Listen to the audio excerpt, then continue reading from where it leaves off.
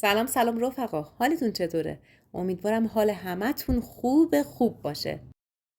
با سالاد اندونزی در خدمتتون هستم. بریم با هم درستش کنیم. برای درست کردن این سالاد احتیاج داریم به کلمبرگ سفید و کلمبرگ بنفش. این کلم‌ها باید به صورت رشته‌ای خورد بشن.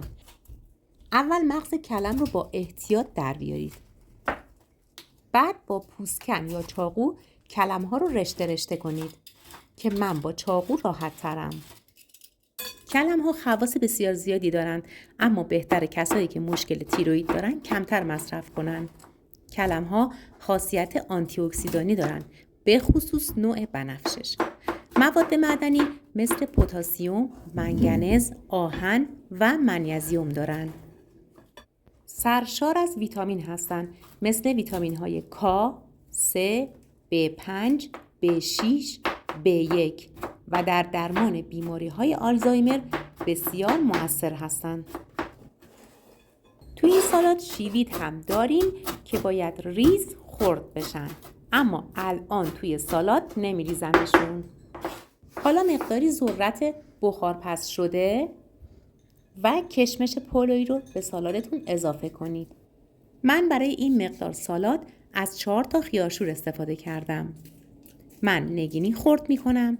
شما میتونید با دنده درشت به صورت رشته‌ای رنده کنید.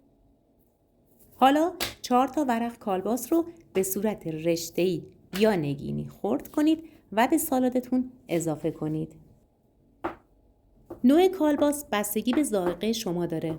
من از ژامبون مرغ و قارچ استفاده کردم. خب کالباس رو که اضافه کنم دیگه جا برای هم زدن نیست. شما از ظرف بزرگتر استفاده کنید. من میریزم داخل ظرفی که میخوام سالاد رو تزیین کنم. نوبتی هم که باشه نوبت سس سالاده. 4 قاشق غذاخوری سرپر سس مایونز رو با 1 قاشق چایخوری نمک، مقداری فلفل سیاه، 2 حبه سیر له یا رنده ریز شده، 1 قاشق مرباخوری شکر و مقداری کمی آب لیمو خوب هم بزنید تا صاف و یک دست بشه. حالا دوباره کمی آب لیمو بریزید. من یک کمی سرکه ترشی آلبالو هم ریختم. اگه ندارید اشکالی نداره، همون آب لیمو کافیه. 1 قاشق چایخوری نعنا خشک یا سبزی معطر بریزید. خوب هم بزنید و سس رو روی سالاد بریزید. حالا وقتشه که سالاد خوب با سس مخلوط بشه. پس حسابی سالاد رو زیر و رو کنید و هم بزنید. صبر کنید، تموم نشده. این سالاد هویجم میخواد.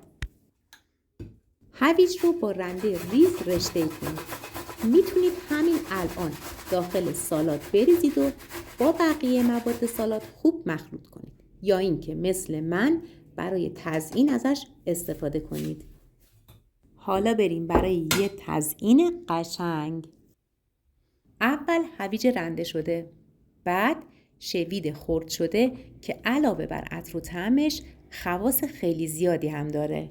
شوید سرشار از ویتامین و مواد معدنیه. سیستم ایمنی رو تقویت میکنه، طبعش گرمه و سرشار از کلسیومه. بقیه تزیین سالاد سلیقه‌ایه. ادامه تزیین من با ترشی آلبالو، مقداری ذرت بخارپز شده و گلی هست که با کالباس درست کردم. طبع این سالاد معتدل هست چون مواد با طبع گرم و سرد با هم مخلوط شدن. این هم از سالاد اندونزی. نوش جان. لطفاً دکمه سابسکرایب رو بزنید و زنگوله رو فعال کنید تا آموزش‌های جدید ما به شما اعلام بشه. تا آموزش بعدی، بدرود.